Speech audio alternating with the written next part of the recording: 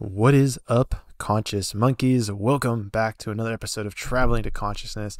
As always, I'm your host, Clanky Terry, and before we get moving into the new episode we have with this week's guest, I do want to encourage you to listen to this podcast on the official Traveling to Consciousness app, available on the iOS and Google Play Store. It is so cool to me to have my own app and to be able to organize all of the material that I create into one singular space just for you guys. You're going to have access to articles, you're going to have access to audio tapes, you're going to have access to extra stuff that people don't have just on the normal Spotify or Apple. Now, here's the extra thing, is that you have an option to sign up and support me through a $3 a month membership, which gets you some small access, but really the main benefit is supporting the show.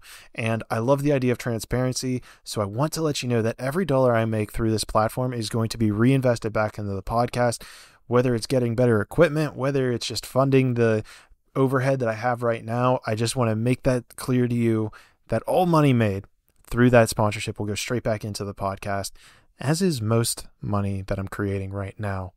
Anyhow, with that being said, you also have options to sign up for a 5th Density Conscious Monkey membership, which gets you the podcast completely 100% ad-free, as well as gets you the YouTube videos. Well, they're technically on YouTube, but they're not showing on YouTube. So you basically get these videos that are not available anywhere else in the entire universe.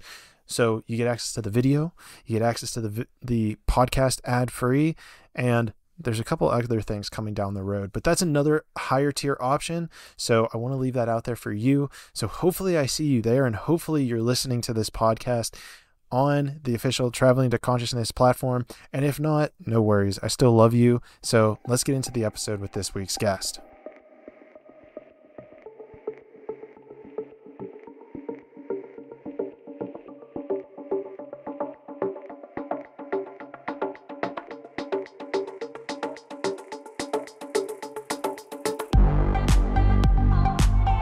Traveling to Consciousness, exploring spiritual journeys to find answers in uncertainty.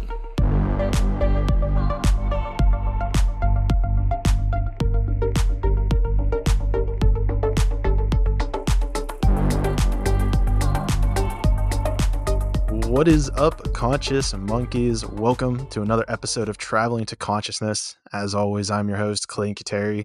Today's guest is the #1 trainer for A-list celebrities. He's the leader of the anti-chair movement. He is the host of the Align podcast. He is the author of the Align method. And if that wasn't enough A's for you, conscious monkeys, welcome to the show, Aaron Alexander. Aaron, thanks for being here, man. Thanks for having me, man. I think, would you say the leader of the anti-chair? I'm pretty chair neutral. I think chairs are fine. It's just the manner in which we use the chair, and then the level of repetition and chronic usage, which is the issue. But Okay. Yeah, for sure. Because it's funny, because if you're watching, you can see this, but if you're listening, this is actually the first podcast I decided to record, and I'm actually sitting on the ground Oh, cool. for this podcast. That's awesome, man. I love that. Yeah, I was like, I got to get into this. How is it? How wildly uncomfortable is it down there? All the way down on the ground. It's interesting. It's definitely the hip flexors that are really feeling it. Okay. Well, what's the height of your hips? Because there's method to all of this. Okay, well, let's dive into the method. I've got like a little bit of it's too low. Blanket. No, Yeah, not happening. So your hips depends on your level of flexibility largely with your adductors mainly, adductors being the muscles in the inside of the leg. So if those are pretty lengthy, and you're able to get the knees down low, close to the ground when you're in like a cross-legged position, then you could have what you have. But if not, it's going to be really uncomfortable for your back. So essentially the cardinal rule, which you can just stop listening to the podcast after this and just take this information and move on with your life, would be raising your hips up above the height of your knees while you're sitting. And that also goes for while you're sitting on a chair as well. So if you're sitting in a chair and you were to place a ball, which I have here because I'm, doing stuff with my hands while we're doing this conversation, onto your femurs, your leg bones, and it would roll back towards your genitals, your hips, then you're setting your pelvis and your lower back up for essentially problems, instability, disc herniations, and just, general dis-ease. So just make sure that when you're sitting, your hips are up above the height of your knees for the rest of your life, for the most part, and it would be greatly advantageous for your longevity, health, strength development, and all the things. I'm going to readjust real quick to get my hips up a little bit higher. Sort that shit out. Yeah. Yeah, Don't want that that's a big impacting deal. it. That's the thing. We just lack culturally. We lack physical education. And if you look at some of the work from like Georges Hebert, which is the fellow that founded, how do you call it, like Movement Naturel or Natural Method, and he was a French militant of sorts from like the early 1900s. I believe that's when he was around. I think his book came from it was like the 1920s or something. I just recently read it. And his whole thing was like, you need to move to be purposeful. You need to move to be useful. And he was really about teaching people how to, like, you should be able to pick up a heavy log or be able to pick up a person if you're in some type of emergency situation. You should be able to climb a ladder. You should be able to run. You should be able to grapple. You should be able to box. If you can't do those things, especially if like life becomes chaotic, you might fall into a situation where you're in extreme handicap. And we don't really get, I think, really strong, sound education on like the mechanics of how to move effectively in our body. And that would be something that's just like baseline ground zero. You're going to spend whatever unnecessary percentage of your life sitting in a chair. It'll be varied from person to person. You should understand the mechanics of how to do that well, in my opinion. But like, how many people ever really got that simple little tip of like, oh yeah, put your hips up above the height of your knees, because the shape of your lumbar, particularly the L5S1 vertebra, like the lowest vertebra in your spine, they are wedge shaped compared to the rest of the vertebra are more like hockey pucks. So that wedge, the wide edge of the wedge is facing towards your abdomen. So you want to kind of lean yourself slightly forward when you're seated on a chair, when you're deadlifting, when you're squatting, all those things, because it just creates more ease for those discs in your lower vertebrae. It's like, we should just know that. It's not a big deal. It's like of course, like when you're 6 years old, be like, yeah, we know that. Well, and speaking of knowledge that should almost be obvious and just like natural or even taught at a basic level, and this kind of ties us back in, is almost like the mindfulness, the awareness, which we tend to focus on mostly on this podcast. And so as like a little bit of a foundation piece for the next hour or so that we're going to talk, I would love to dive into setting that foundation and that intention, which I was going through Instagram, and I was like, okay, like, going through my intuition, saying who's the next person I should reach out to for this podcast. And I came across Align Podcast, Instagram at Align Podcast. And I was like, okay, like alignment, that's right up my alley. I like being spiritually aligned. And I clicked on it, and all the content was this gym bro just working out in the gym. Yeah. And I was like, in my mind, I'm like, yeah, I was like, my intuition's like, why am I Aaron Alexander? I'm like, why am I reaching out to this guy? And it's just kind of like this little nudge was like, trust me. And I check out Spotify and I type in Aaron Alexander to look for any podcast you've done in the past. And the first one that popped up was you on Aubrey Marcus. And I was like, if this guy can go have a conversational bout with Aubrey Marcus, I was like, he can definitely speak on the idea of spirituality and even combine it with the nature of our body and the way that these two elements, which it feels like in our today's society, we almost separate the body and the spirit. But really, if one of them's out of alignment, then it's going to pull the other one out of alignment as well. Yeah.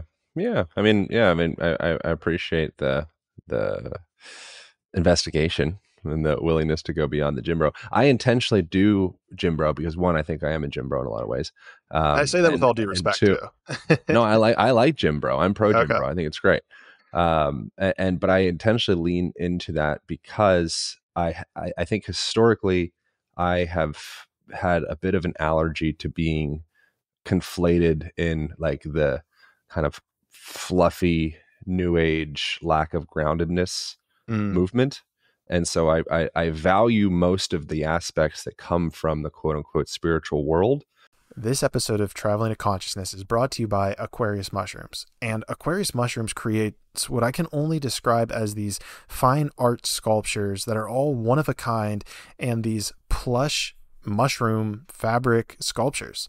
They're what I would describe as being like little trip buddies. They're perfect for anyone who has a room that is dedicated to spiritual adventures, or anyone who is looking for a fine piece of art that is one of a kind. I think I said that, but one of a kind to enhance their psychedelic experience.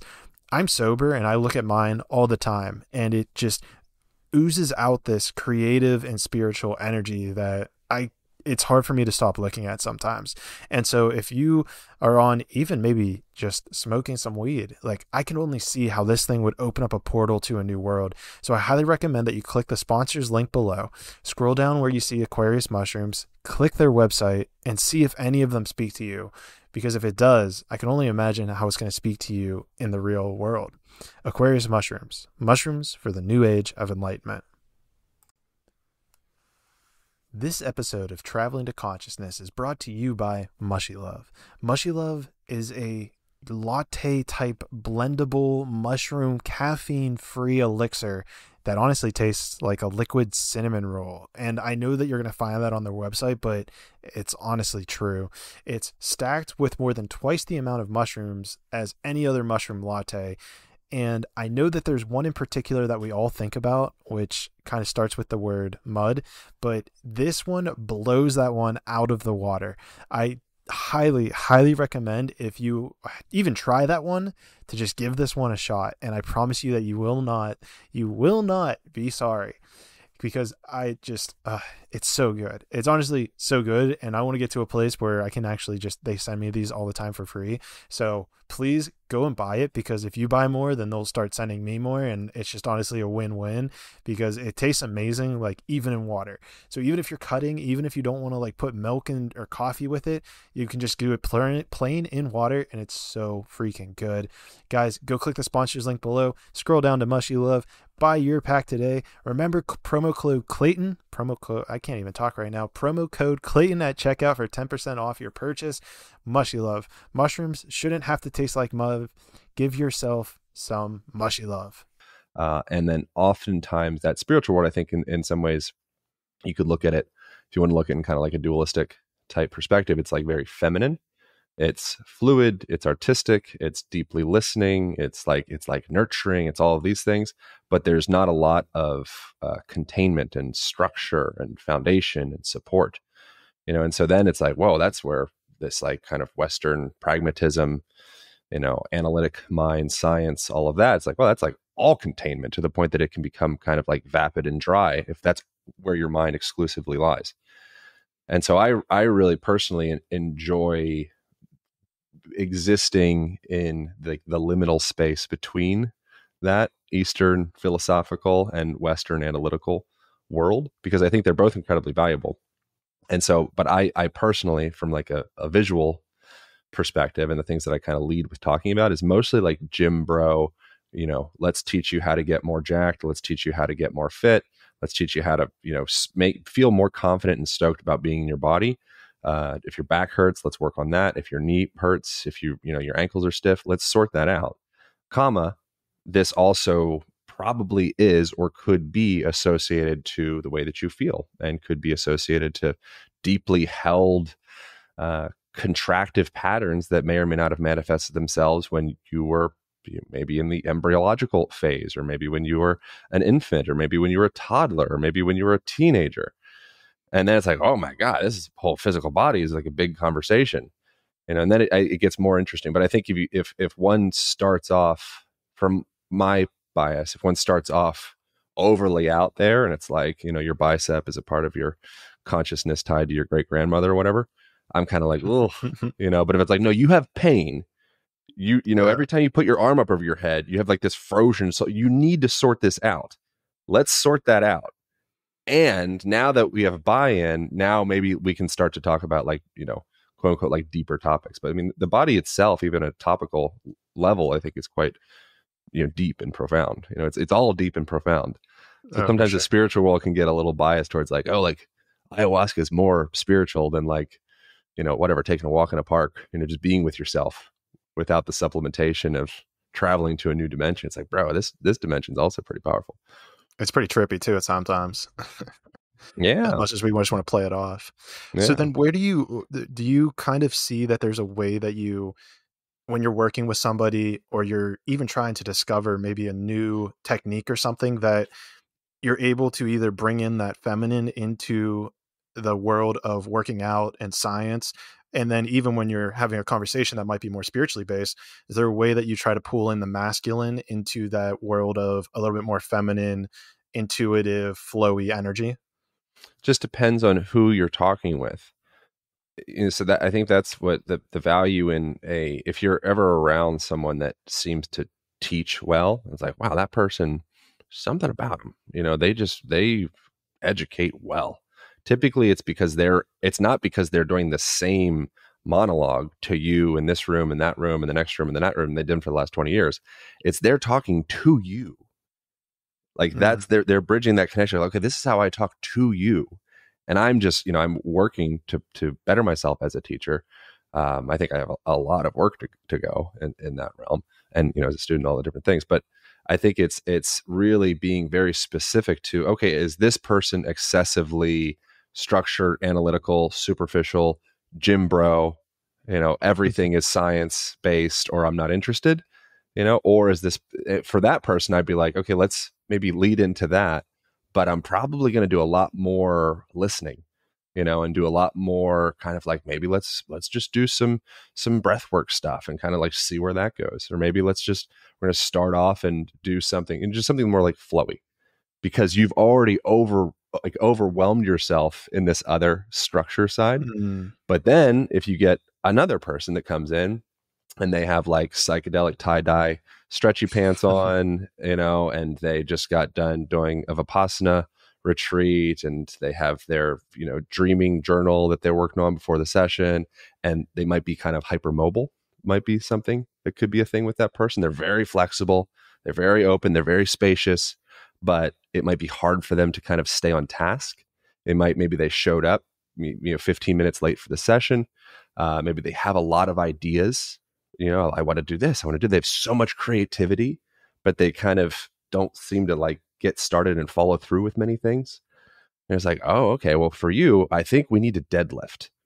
Mm. Definitely deadlift. Let's like teach you how to squat. Let's like load your body and have you feel that feedback of resistance. I want you to just like learn how to lean into that resistance, and you're not going to change topics or pick up your phone. We're just going to lean into this resistance, and that's going to be your practice. So And it so becomes really like movement and exercise can really truly become like a quote unquote like spiritual, life development practice.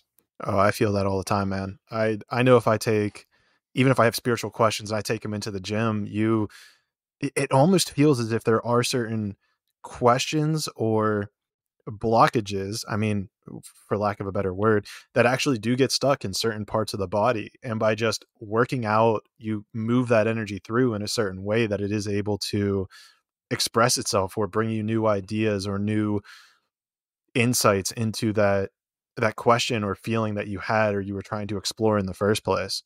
Yeah, that's like Bessel van der Kolk or Peter Levine. Awakening the Tiger Within is a good resource for that. Bessel van der Kolk's his seminal book around that is called "The Body Keeps the Score." There's tons of other books like that. Robert Sapolsky has a good one, Why Zebras Don't Get Ulcers. There's like I wrote about it in my book, The Align Method, which I largely was referencing those people for the most part, and my own work with clients. But I like to come back to actual, like, what's data suggesting this along with anecdotal experience. And it's a very blurry, nebulous space. From my perspective, the concept of trauma being stored in the body.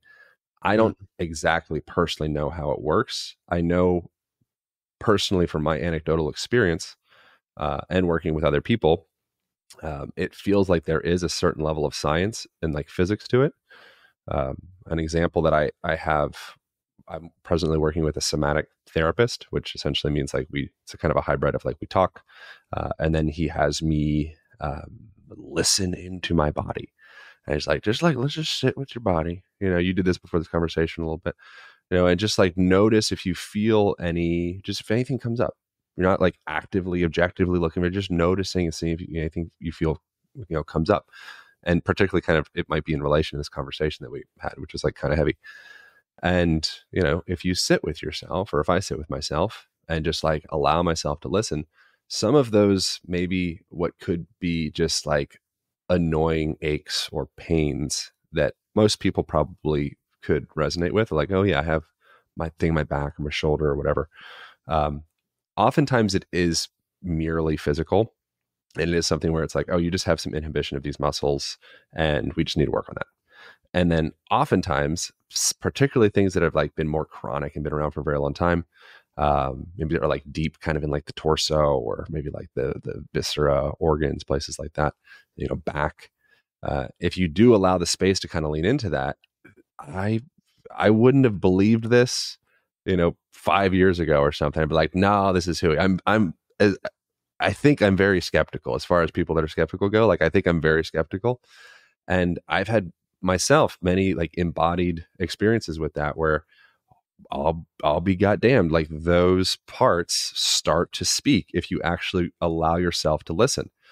And those parts have, for me, it's a lot of visuals start to come up, and you allow your consciousness to travel, just like if you were maybe doing a really long meditation, or maybe you're doing some type of psychedelic thing, or whatever the thing is, visualizations and stuff come up. Like, you have access to that in just normal waking life. It's just most of us have, our bandwidth is going to cell phone, work, computer, girlfriend. It's like on this plane, but there's a lot of stations we have access to. And if you allow yourself to listen into that, I would just be my suggestion, just allow yourself to kind of like listen, maybe just a couple channels deeper into some of those sensations in the body, and make sure you're very still when you do it, and kind of like, releasing most distractions and whatnot, and just really listen in.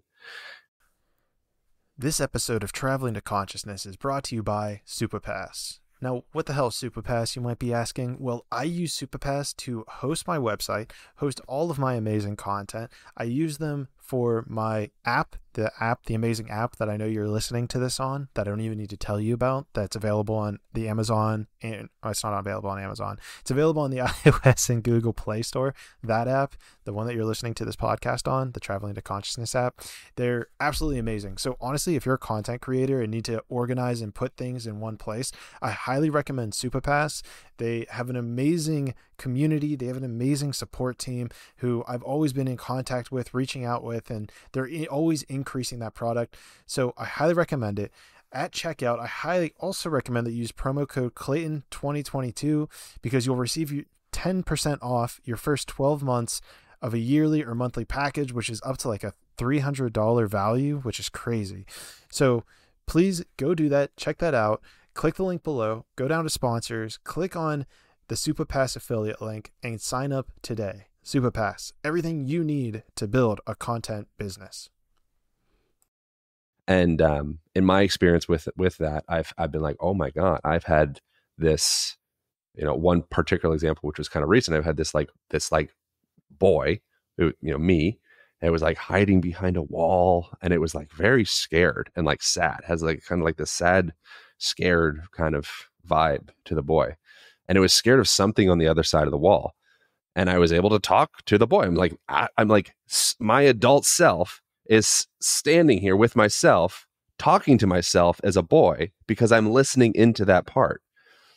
And the boy starts to feel seen, and starts to feel heard, and starts to feel a little bit safer. And suddenly I start to feel this like weight that I didn't realize I had start to kind of just like dissipate a little bit, and just like, oh, like, wow, interesting. So there was a part, this is my anecdotal experience, but there's a part, this is like 3 weeks ago, but there's a part of me that has been, I think, held like a contracted pattern, I believe, since I was a little boy. This is common in the world of trauma work. If you have some type, like the meaning of trauma technically comes from a Latin word meaning wound, but the description of trauma, the way that we use it in culture, is some situation, scenario that, or information that was too much for you to process in that moment. So instead of actually being able to circulate it and move it through the body and the mind, I'm like, okay. You just stuff it down and kind of repress and bypass, and like, no, not going to feel that. Push that down. The physics of that within like human consciousness and psychosomatic, biology, is that information gets imprinted, it gets held. In Buddhist philosophical terms, they call this a samskara. If you've ever done like any type of, Buddhist stuff, sit in meditation for a while, so you'll start to feel these samskaras come up. Samskara translates to imprint, is the Sanskrit meaning of it. So we have these imprints that come up as a product of traumas that we've had in the past, because we sit and we listen in with them and we be with them, and we actually like allow those start to come to the surface. They're able to come to the surface to actually be healed. And a lot of that contractive, bracing, holding, anxiety, trouble sleeping, racing thoughts, all of the different things, emotional eating patterns, addictive behavior, all of it, mostly avoidant bypassing patterns to get out of actually being with our, what we don't want to feel. And we haven't wanted to feel since we were whatever age. You start to address that, allow it to come to the surface, it can actually start to heal. And that, I think there is actually like a certain level of consistency and almost science to that, but it's just too tough for science to really put that into a bucket and a beaker and analyze that and say, oh, here's the data on that. But I'm pretty sure there's a certain level of physics to the way that contractive bracing, traumatic patterns can get held in the body, and the tools to be able to purge and release and come into relationship with them. Yeah, there for sure is a link there that would be amazing if we can get to the place with science to identify how that happens. Because I know even in my very first ceremony with plant medicine that it was a very similar situation. Sexual trauma. Well, I guess yours wasn't sexual trauma, but mine was sexual trauma from the past, that I kind of had mentally said, okay, this happened, it was wrong, let's move, I'm past it. But then, it was very much that same, I believe it's called like childhood, like regression. Parenting. Is it parenting though? Whenever you're reparenting, you could say, maybe kind of like yeah. Where you're talking to your younger self, you're like, you almost create this division of self. You're like, okay, there's me as a younger kid, and here's how I acted in this situation, and the energy that this quote unquote former self of me was. And you can sit there and kind of talk to him. You're like, hey, like this is why this happened, like I still love you. And you then, and even myself, I like my legs, and again, anecdotal of course, but my legs afterwards, it just felt like 20 pounds lighter. It just felt like there was this huge weight that was kind of just lifted off of me just by talking to myself as a kid. Yeah. And realizing like that I had this idea come up, which I'm sure isn't mine. It was mine for the moment of stumbling into it, but I'm sure many, many people have said probably the exact same thing or similar things. But we're not just however old you are right now. How old are you? 28. 28. Yeah, you're not just 28. Clayton. Like, cool. This is who I am. This is the entirety of who I am. I'm 28 years old. Clayton. Boom. Got it. You are. It's not just you were talking to that boy out there. Like, you are that boy. And there's certain modalities of therapy, like Gestalt therapy would be an example of that, where maybe you would like put that boy into like a pillow and be able to conversate with that boy. But even that is it's like a heuristic guide or like a tool to start to re-embody and reintegrate that aspect of yourself into yourself. So it's not, I have this boy out here and I have this girl. It's like, no, like you're still that boy. You're still that little girl. And I believe that if there are little traumatic bumps along the road, just repressed moments, bypass moments, too much information, can't process, let's just stash that to the side. Relationships, largely, I think intimate relationships typically are like the really like the longest levers in this, in my experience. Also having a business relationship with yourself, having a family, which becomes kind of a similar thing as probably an intimate relationship.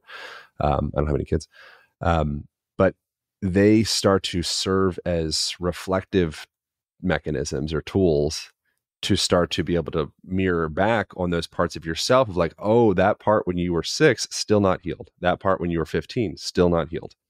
And when you're just alone with yourself, you can't really see that. But it's like you are still carrying the entirety of your life.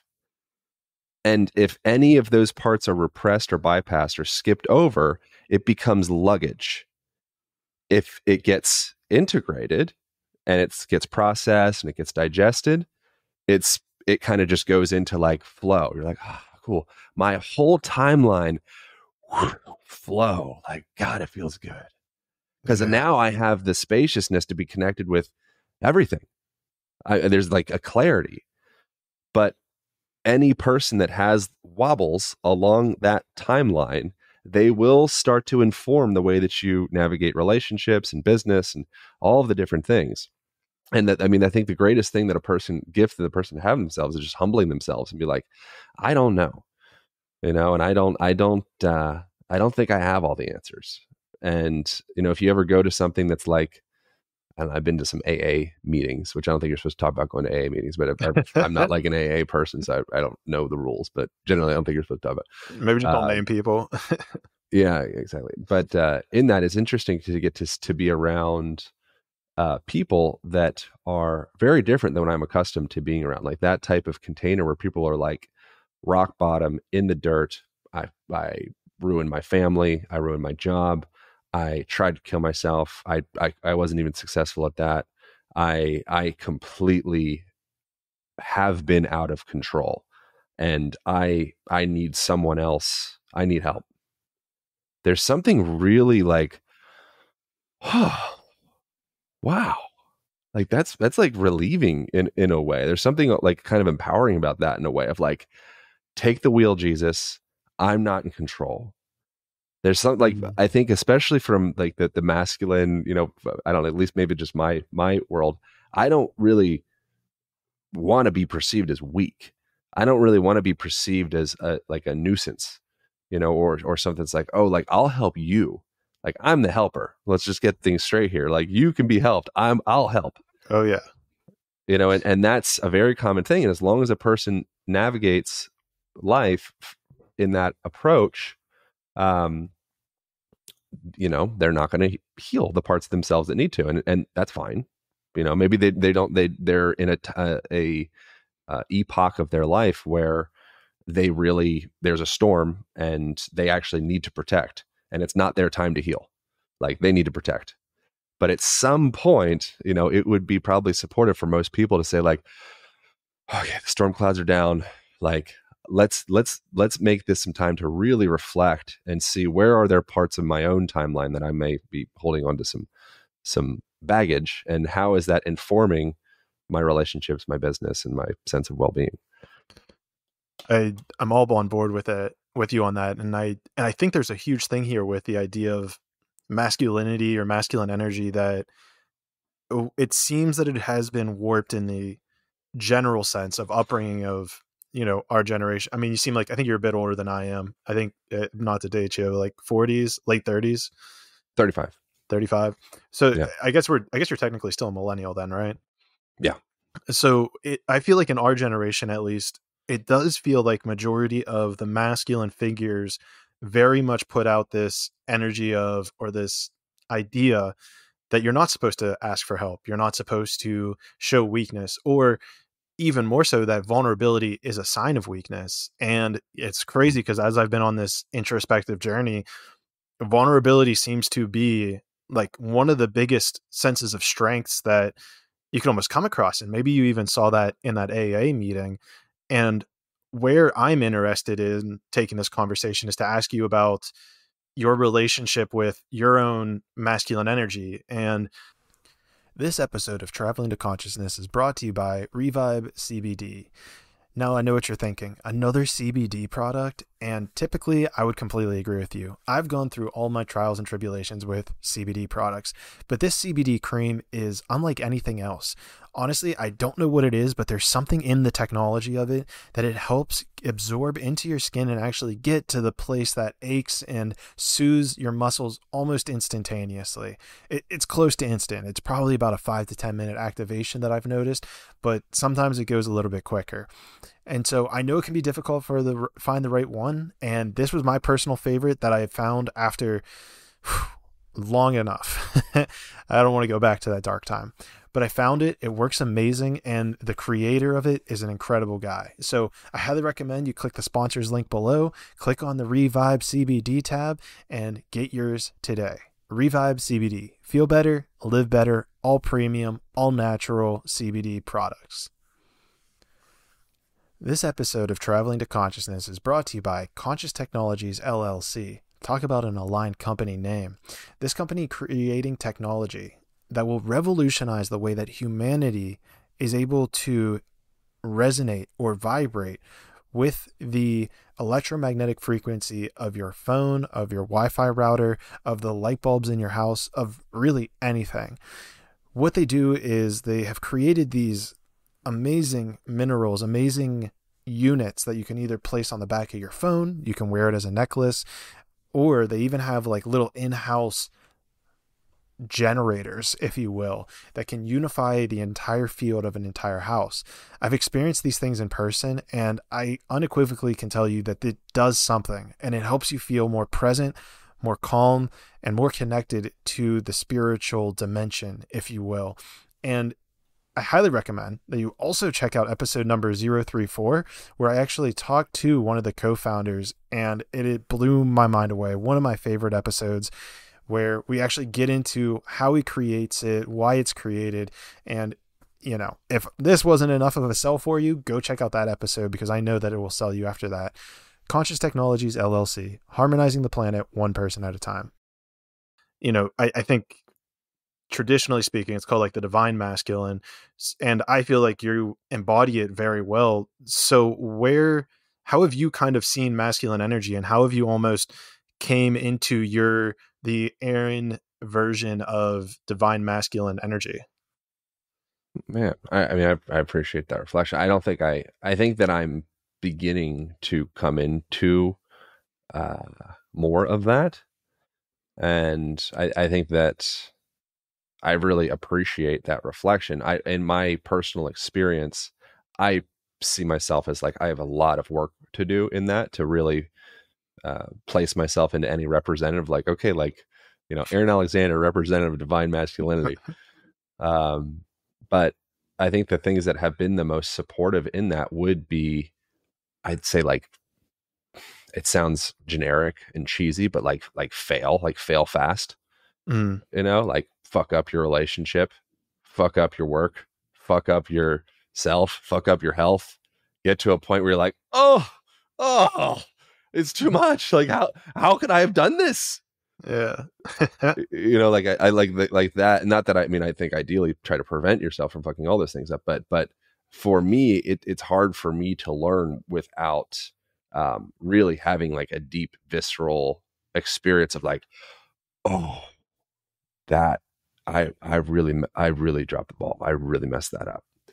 And every time I have done that, I really want to change, and I seek help, which is something I didn't do in the past. So that would be something, as far as if I were playing some, you know, advisory role to other people in their journey with their masculine experience, I would say, like, get a therapist, get a coach, get a counselor. I never wanted to do that. And I recently, I started working with a therapist. I've worked with therapists in the past, but I wasn't like that into it. And we were just talking about stuff, and they're like, you know, we're creating a new fortress of analyzation of what's going on, you know, and it's just, I'm like living in this new house of self-analyzation. It wasn't actually hitting in an embodied way. So somatic therapy has been massive, I would say, for me, because it teaches the tools to be able to actually do that work internally. Sometimes I think just exclusively talk therapy without a somatic component can be a little, it's like, it can be topical. But if teaching a person to fish compared to like just, you know, giving them fish, I think that's the somatic lens, being able to have practices to actually listen in, process, integrate, all of that, like that, I think has been really incredibly powerful for me. But I think the main thing, honestly, is just me making mistakes. I make mistakes. They hurt so badly. I humble myself and say, I really fucked up. Like, this is on me. Like, I am the common denominator. This is on me. It's not you. I think the sooner a person can be in that disposition, and also not go too deep in that, because there is other roles in the world, but I trend towards a direction of, I try to trend to a direction as good as I can, to like quote unquote radical responsibility of okay, I'm responsible. Like, how can I be more responsible? How can, responsible, like able to respond. Like, how can I respond to this in the most open hearted, compassionate, strong, stable, grounded way possible? And really just be honest, like, okay, where am I not addressing this in the most grounded, open-hearted, compassionate way possible? I think that would probably be kind of thing. Yeah, I find it it's a beautiful answer, because it really ties in this idea of radical responsibility mixed in with the aspect of failing fast. And failing fast is something that has been really coming into my awareness recently. And I'm curious where you see that almost from, because both of us are, social media guys. We put a lot of shit out there on the internet.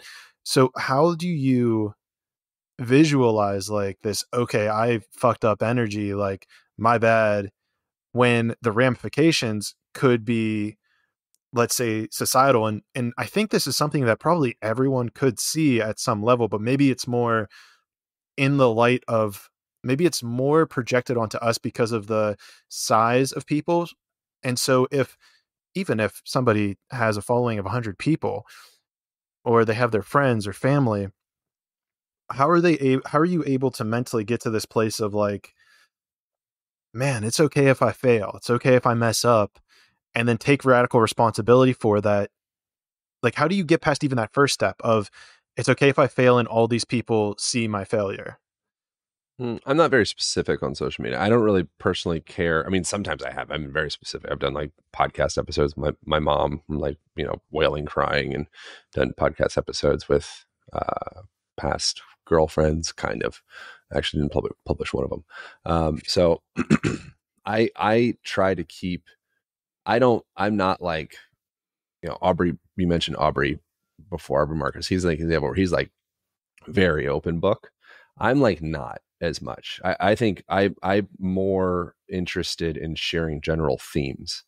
I think is like what I feel is appropriate for myself, where I don't really want strangers being in my business about stuff. And the worst thing, like, I have shared about like a breakup before, like, I don't know, a few years ago or something, and getting random strangers freaking DMing you saying, "Hey bro, I heard about your breakup." I'm like, don't need to read that. Like, do Yeah. not care about random bro dude in Cincinnati, saying sorry about your breakup, like not making it better.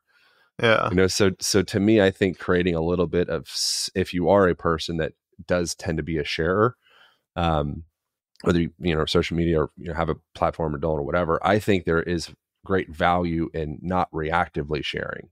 So allowing space to process, because if you are reactively sharing, if there's a lot of emotion, and you're writing an email to somebody, or you're writing a text to somebody, maybe pause. Like you're not right now. I mean, what you're saying might be right or whatever, but like your mind is not right now. So just acknowledging the pattern in the history of like, oh yeah, if I'm in a reactive state, like that's not, we're seeing like my 6-year-old version of myself come up, or like that's like the baggage is coming up right now. Do you Right. really want to imprint out onto the internet in this static way? Like, okay, here's my baggage of me as a 5-year-old where I wasn't fill in the blank thing. And I'm just going to give you this chaos, and you're just going to see it, and it's going to be like fodder for you to kind of grab your attention. I'm like, I don't want to do that. So I personally am trying to lean more into a place of, what are the lessons in this that are actually meaningful and digestible for, anyone else, or, at least hopefully whoever is following my platform. That's kind of more the approach that I do, is like step back, pause, breathe, take a walk, process. What are the common themes here? What are the golden thread lessons, and what's worth sharing? And now I'll share that. And then like inner cabinet type people, therapist, close friends, etc., those are the places where I'd be more open to like, oh, here's all the things. Yeah. So I think there's like filters for me. Gotcha. No, that certainly makes sense. And quite frankly, as you're saying that, I'm thinking in the back of my head that that's something I need to take more inventory of, as is Me too. like, and I think there's a beauty to what you're saying, right? Is to not just throw out that chaos, right? Because you're recalling that 6-year-old, 15-year-old self and putting that on stage for the world. And it's not exactly who you're trying to be. It's just what the energy is that's coming out at that time. And instead figure out what that 15-year-old's trying to communicate to you or Yeah. to anyone. And then, even if it's your style, relay that, be like, okay, this is what my 15-year-old self was going through. Here's the lesson I learned, and here's the lesson for you. And it really creates a more productive and maybe even a better lesson for the listener or anyone who's going to come across that information.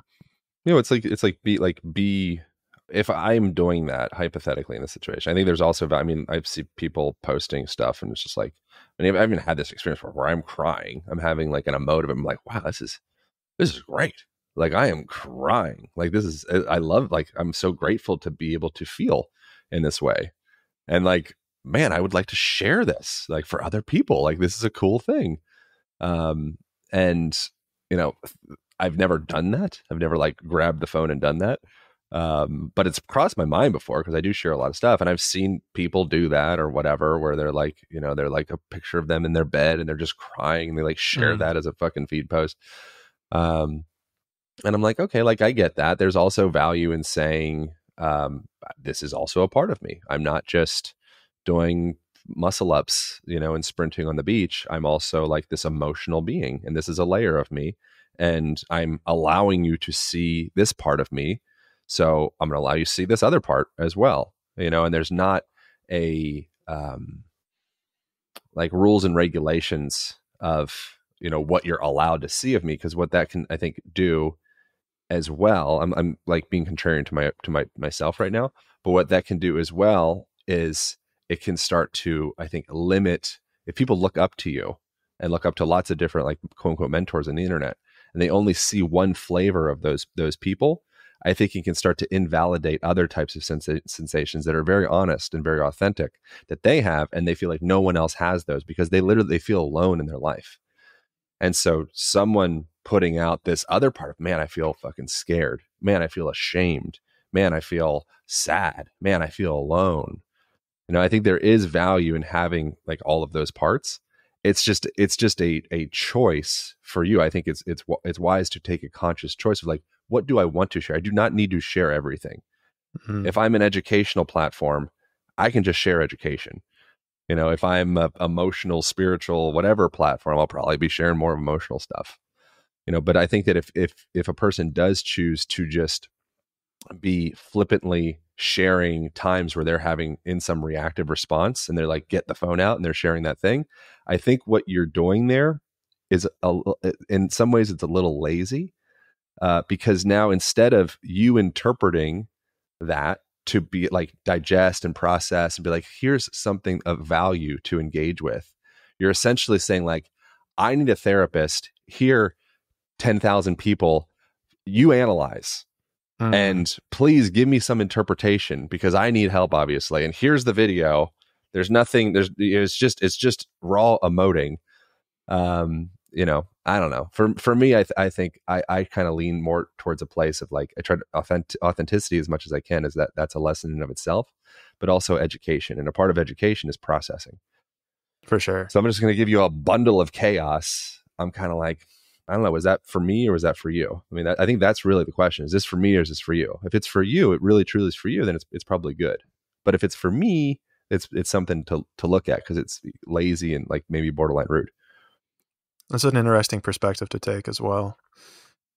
Is this right? Is it lazy, right? Because if you're just honing into that emotion, just putting that out there, of course there's utility to that, but that's not, in a sense, helping. I mean, it could, I don't want to say harm, but if you're just putting that energy out there, right? And if that's the energy you want to associate with, I guess go for it. But I don't know. There's a Think of social media like you're building, which I'm obviously not an expert of social media, or most things, most everything we're talking about. I definitely like am not an expert. These are all just me pretty much just talking about life and my experiences. The only things that I would claim any realm of authority in at all really would be the conversations around, like, okay, if your back hurts, your shoulder issues, hip issues, whatever.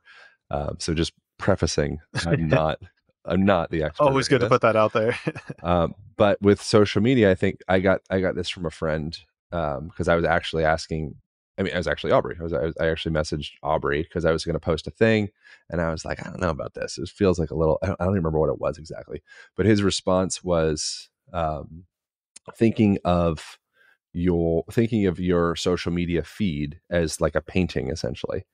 And so everything that you're doing, it's not, right or wrong or whatever. It's just, you're just creating a painting. And so looking at it is just like an expression of art. It's not you. Like, it's just an expression of art. It's past. It's a skeleton. So you don't need to think too much. If you're doing a painting, I don't think you need to overanalyze and be too scrupulous of like, okay, like the green and the red and the teal. It's just like, cool, I'm just making a painting. Oh, I'd like to have some tears in the painting. I want to have some raw, crude emotion in here. Cool. All right. I want to have a little education. Okay. I want to have a butt shot. I want to show my butt. I want to infuse like some sexuality into the painting. And at the end, it's like, cool. Do you like your painting? Do you like your Twitter feed? Do you like your Instagram feed? Do you like, your life as a painting? Do you like your car? Do you like your house? You go into your house. It's an expression. Your clothing, your communication style. You can really start to overlay that like painting artistic lens on most aspects of your life, your movement, the way that you move. This episode of Traveling to Consciousness is brought to you by Buzzsprout. And now this ad is for any of my fellow podcasters out there, or even if you're starting to think about a podcast or creating one.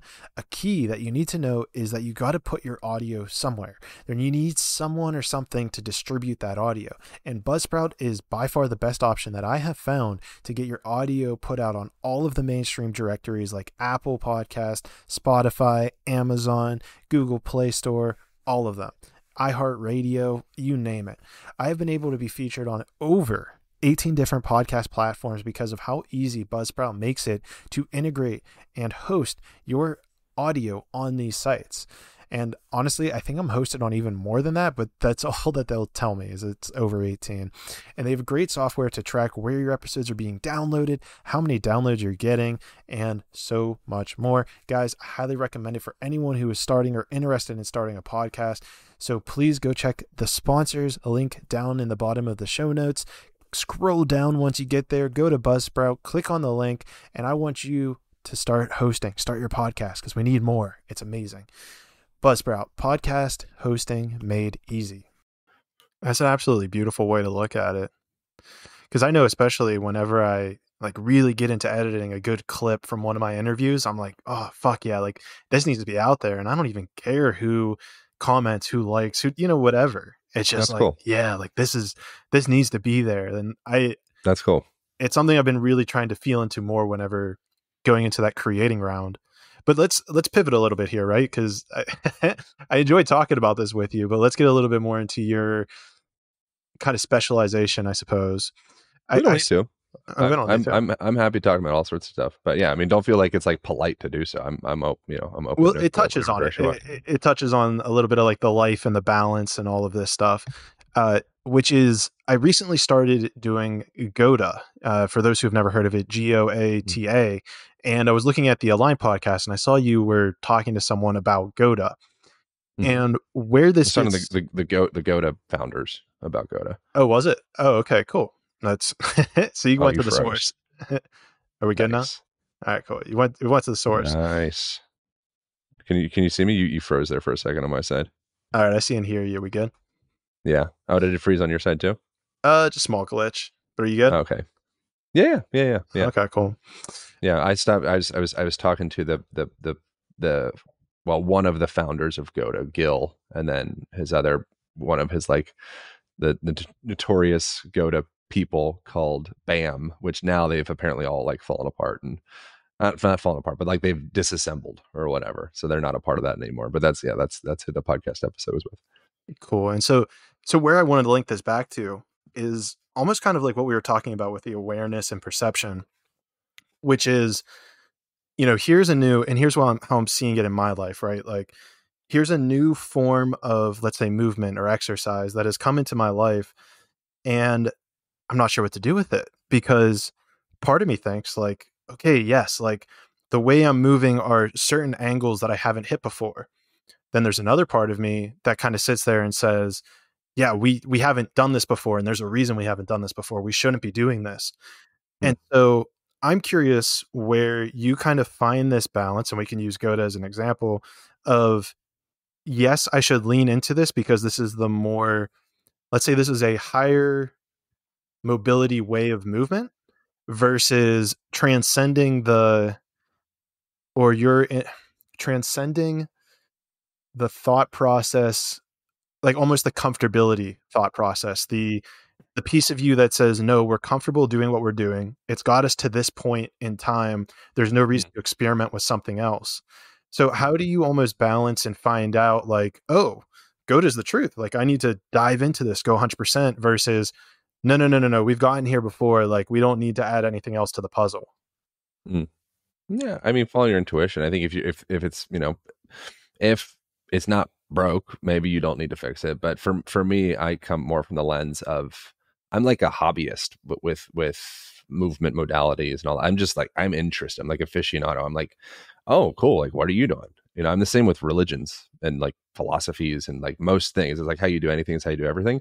I want to learn about, if I go to a new culture someplace and everyone, sits on their heads to eat at dinner, and they have some story of why, doing a headstand throughout dinner is good for you. I listen. I'm not going to be like, oh, this is it. I'm going to, I'm going to become this headstand dinner guy for the rest of my life because I saw this culture and wherever.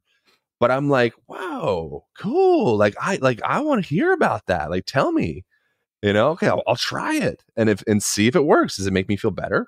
Does it make digestion better? Probably the answer is going to be no, but I'll try it. And so I think for me, that's just like my personal personality. Everyone has different personalities, and they're going to be strengths and weaknesses to different personalities. And that's why the greatest power of people is cooperation and connection and community, because the way that I think is different than the way that you think is different than the way that anybody else thinks. So we bring each other together and we start to lean into these different strengths and build off of each other. I think that's really powerful. So I would say for you, just, follow your own intuition of what feels good. And within that, if you're a person, say from like a dietary perspective, which there's an easy analogy for movement related stuff. If you're so blurred with your nutritional profile because you just eat so much garbage, and so much processed this, and it's just like, and you're eating 9 times a day and you're always snacking and you don't know what's going on. You don't know what's doing what. You have no relation. There's no anchor point for you. So your data, as far as like actually running the experiment with yourself of like, okay, how do grapes affect my digestion? You're like, you just don't know because it's so messy, And so within that, I'd say like, I think there is value in a certain level of exclusion, and like intentionality, and say, cool, like I'm going to create some space. I'm going to really try this align method, this Goda, this knees over toes, this freaking CrossFit, this whatever. And I'm just going to give it a try. See if it helps, I'm going to keep doing it. If I feel better, I'm going to keep doing it. If I don't, I'm going to stop, and I don't care what anybody else says, And I think that like really having that autonomy and sovereignty and confidence in yourself, is something that's like just an invaluable tool. And I think it comes from, again, like more listening to yourself. Like, does it feel better? Does it feel intuitively correct? When you hear the founder talking about it, do you resonate, with that person? You're like, wow, like whatever journey this gal or fella is on, like I'm into it. Like, I like the way that they're thinking. I like the way that they move. I like the appearance of their movement and like their physical body. If this is like a modality, like a movement exercise thing, like, okay, like I have buy-in, like that, like you're showing me the trail, you're showing me the trail that you're on, the path that you're on, and the location that you arrived. All right, I'm interested. And then from there, not being too kind of like gullible in a way to just throw away your own autonomy and your own sovereignty, and your own like listening to like what feels right for you, like still maintain yourself along the journey. Um, but yeah, I think just like following what feels right is something that's a very nebulous, non-scientific response to that. But when you see something, it could be an ad, or it could be like a social media profile or whatever the thing is, there's something that like resonates about it. And it doesn't make it better or worse than anything. There's no absolute, which is one of the gripes that I have with Goda. I think the branding's good for being like inflammatory and provocative, but bad for being like true. Greatest of all time actions does not make sense. Worst of all time actions, or athletes or whatever, does not make sense. If you look at LeBron James, if you look at a lot of like the highest level runners, if you look at like a lot of the highest level athletes, it doesn't match certain dogmas and modalities and perspectives on like the perfect movement, because the anthropometry of each person is a little bit different, and your origin and just like the shape and the physics and the geometry of your body, it's not all the same. So then it comes into like, okay, cool, like great information, but I really need to trust my intuition as well. And if there's a movement that feels good for me, it's probably good for me. And if it doesn't feel, it feels like it's not working, just try something else. Like your best move is the next move is something that, I don't know who said that originally, but it's a good idea. It is a good idea. I think another good idea that you laid out in there was the idea of having this anchor point, because that really resonates with me, right? And it kind of ties into what we were talking about with social media, is if you're in this place of chaos, whether it's with your exercise or diet, you eat, fruits and vegetables one day, the next day you're eating cake and sugar, and then the next day you're back to eating protein and meats. Or versus like even you're working out in the gym, you do bench press one day and then you run the next. And if you have all this chaos in your exercise and diet, then trying something else is going to almost not be, bring it back to a scientific place. You're not going to have the scientific data to know which of these things is doing well. And so you almost need to be able to create that baseline. So maybe in your life, like how have you been able to create that baseline, whether it's with relationships to yourself, whether it's with food, whether it's with exercise? How do you look to create that baseline to then expand on that and say, here's my baseline. Now let me go and test all these little different things and see which one raises my baseline. You just establish a routine. So like having like, cool, like I wake up at whatever, 7:00 each day, go to bed around 11:00. I eat breakfast around this time. I train around this time, and just kind of establishing, you don't need to do that, to each his own, but having some type of baseline scheduling for yourself, like routinization, is helpful for the human for the most part. Some personalities, maybe not so much, but I think generally speaking, sorting out your circadian rhythm and such is valuable. And within that, if you have a general pattern with the way that you do your day to day, then that starts to clear some space to start to experiment, and say, cool, what if I go to bed at 2 a.m., see how I feel? What if I've eaten this same consistent meals, 2 meals a day, 3 meals a day, 1 meal, like whatever you're into, 6 meals a day, whatever you're into, that I feel like the best as far as I know with this. And I have that baseline set. It's not just complete chaos. Now we can start to kind of twist and pull and, adjust some levers and see how it affects. So I think just having like routine, I think, is very powerful. So that way, if you have routine, then you don't have as much to think about, which opens up bandwidth for other stuff. So it's like, what do you want to focus on? Do you want to focus a lot on, what you're going to cook that day, or focus on, what, I don't know, the Netflix documentaries you're going to watch until 3 a.m. each night, or focus on the different types of clothes that you could wear that day? Or do you want to kind of clean up some of that bandwidth and just get yourself down to a routine? And then from there, you can start to, play with augmenting it. I think that could be one response to it that would work for, me at least. No, I think it's a really good one, because I know I read somewhere, I'm sure there's a scientific study, and I bet you know it, something about how we can only make so many decisions a day. And so if every second of the day you're literally making decisions, it's going to wear you out. You're not going to really know. Yeah, But you get like decision fatigue. Yeah. Yeah. Paralysis by analysis is another term thrown around in those conversations.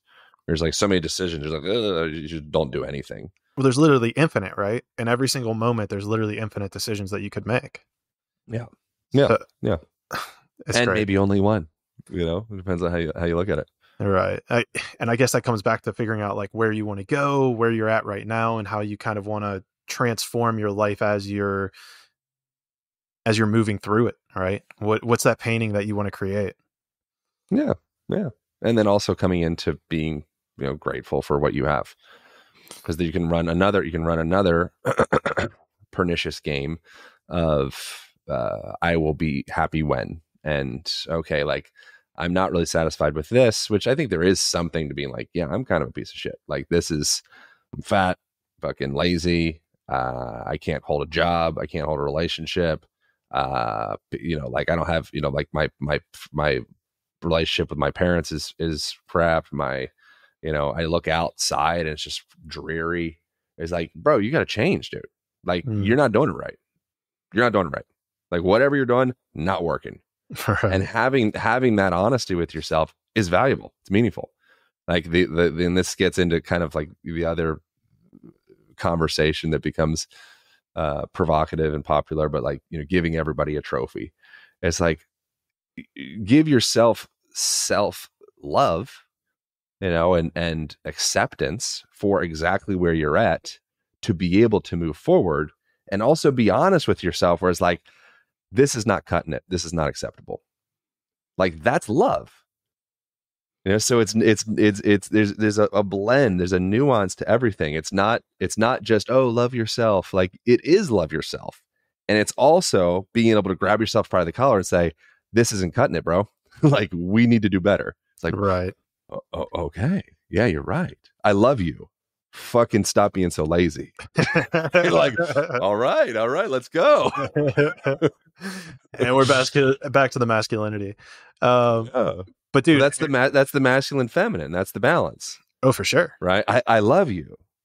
Feminine, listening. You're like contact. Like, I'm with you. Don't be a fucking piece of shit. Get off your okay, ass. Dad. Yeah. Okay. Like, right. Yeah. Yeah. Okay. Cool. Yeah.